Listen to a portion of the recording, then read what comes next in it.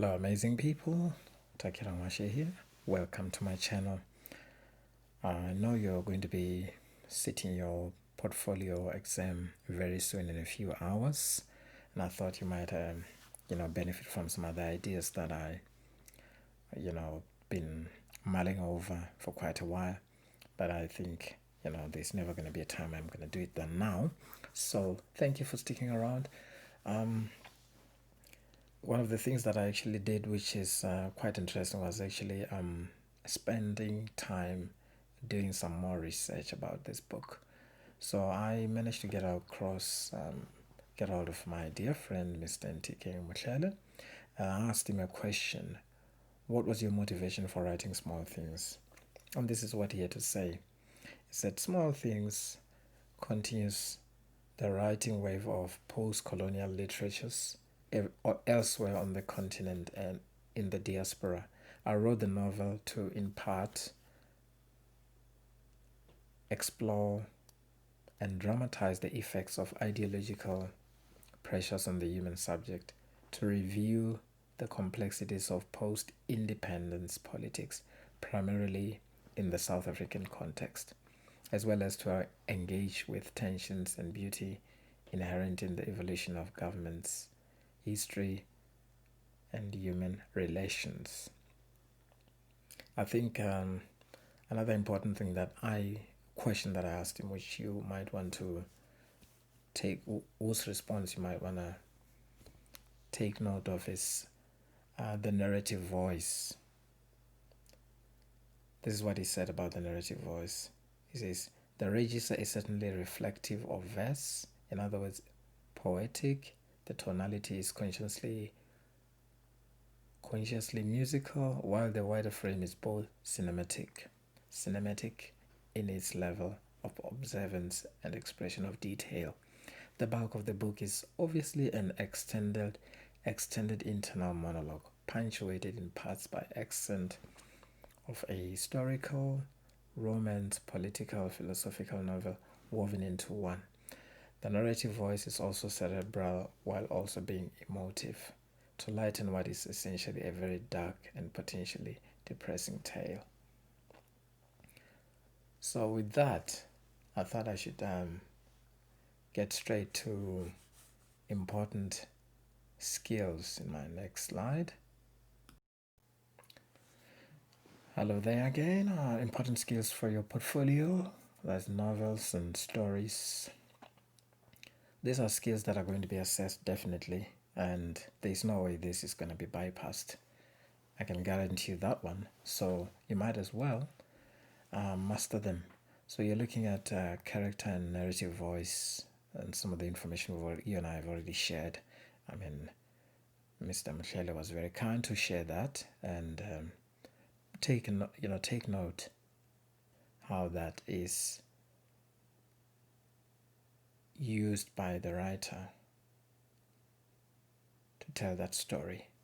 Okay, I mean, one of the examples that I gave there is that of the narrator is omniscient, or is someone who knows everything and sees into everyone's thoughts and feelings. That is other characters. So we know from that internal monologue he has all the time, talking to you and me. That's telling us that he's actually the know-it-all character. You look at the themes there, mention something about the themes, mention something about the characters, and talk about how that is used to tell the story. It's no longer about just narrating the story about, oh, I know this so and so did this. This is now looking at the mechanics of how the story is put together, and you're writing an argumentative academic piece of work that convinces your lecturer that you know your stuff. Okay, so you look at that, and you also look at pay attention to the language. I think this is one of the most important sections of your essay.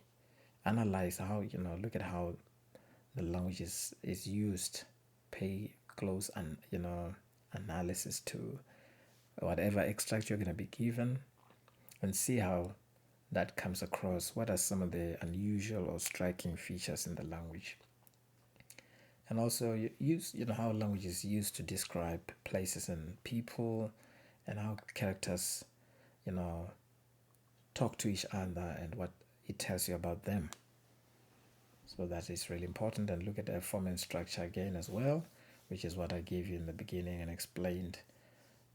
Okay, for instance, the extract B that I gave and showed you there, shared with you, is basically showing how the writer has resolved the plot and the sort of mood he leaves us with. Okay, let's go on to the next slide. Yes, it was just only yesterday you and I were looking at this. I mean, a while ago. We're looking at the extract for that assignment that you had to hand in. I remember when we meet the protagonist and he's deep in thought. He's going through this internal monologue, the soliloquy. He's thinking about his imprisonment for 18 years, mulling over, why events happened the way they did, and he's even talking about some prominent figures, Desmond Tutu, and of course he cleverly says, or a Nelson, so he uses Nelson as a sort of like an adjective. We don't know who this Nelson is, but there's always this assumption, so he makes you think about how things are done.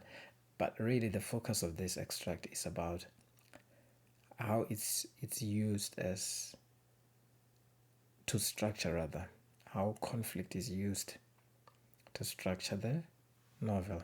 So conflict is one of those stages that we go through: exposition, conflict. So in this particular case, we're looking at conflict, and Mutlele does this for a reason. If you look at the keywords, some of the devices he uses here, like metaphor, brewing of sense of brewing rage, smothering resentment, and the symbolism of the Russian Revolution, Animal Farm, all those ideas hook you into what's actually happening with the character and the events in his life and why there is this conflict. And that's important because it structures and also gives you an idea of many other events that are to come, particularly how the plot is set out. So make a note of that. Okay, let's go on to the next slide. In this extract, I'm again kind of trying to share with you the stages of the plot or the novel when we analyze a novel. This is one of the structures that we're looking at, and it is the denouement or the finale or the resolution. This is how the writer crafts the plot. He resolves the plot, and you and I are left with something, some kind of idea, some kind of feeling. Like when we read this, I may not read the whole extract, but I think some of it is quite compelling. There is no telling how all this will end. If someone will one day stumble upon a decomposing corpse or whitened bones, licked clean by rain and jackals, there is no telling what hikers will make of the abandoned caravan. My hammock, designed from reeds and grass, the eternal silence only death can bring. They will maybe kick the rusted trumpet, frown at how it got here in the first place. They will never know, not in the truest sense, that the greasy crops or the white bones belong to a dreamer, an average man overtaken by fate. They will make nothing of the caravan, never know what yet another recluse preceded me, leaving behind a one-string guitar. They will photograph the setting sun in passing and never get to befriend the pleasing moon that hangs over the valley like a giant orange. Never stay long enough to tell the moon their thoughts, their discoveries, their secrets. They will rush back to the trappings of Johannesburg, to Cafe Mesopotamia, to pork ribs on decorated plates ferried by wounded souls. I'll never be here to tell them. This rusty trumpet, you fools, is freedom. To certain inconclusive degrees, I'll tell them these whitened bones, charred by the sun, are as close as you are ever going to get to meaning. As for my story, from the dusty streets of Sophia Town to the rusty trumpet at your feet, it is a story of a loss. Everything. But that is not the sad part. The bewildering thing about it all is how many stories, some worse than mine, lurk in the shadows. Bees, I'll tell them. Not a gunshot, not a hangman's noose, not double pneumonia, not hunger nor brutalized heart. I was killed by bees. Small things. One last thing, I forgot to tell you my name. On second thoughts, never mind. So this is quite critical. If you focus, it's very poetic, very lyrical, very rhythmic. There's a lot of repetition that you need to look out for, words that are repeated for a reason, for emphasis.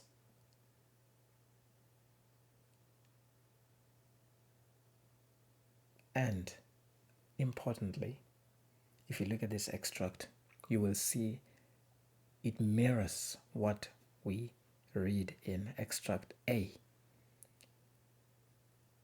In this extract, the protagonist has concluded. He's almost talking about his own death. He's died in a cave.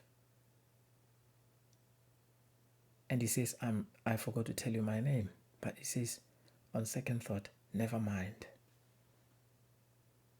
Because his death is every man's death. He died for freedom, just like anybody else who died for freedom. Maybe the only difference with him is that his story can be read by you and me. There are people, he says, who are worse than him. Maybe those are the people who weren't documented in books like Small Things. And by the way, he wasn't killed by gun or even pneumonia, not even a brutalized heart, he says. He was killed by small things, bees. Bees in a cave. How traumatic, how sad. And he says, whoever finds this carcass, this corpse, this body, these bones, and the rusty trumpet, he tells them, you fools, it's freedom.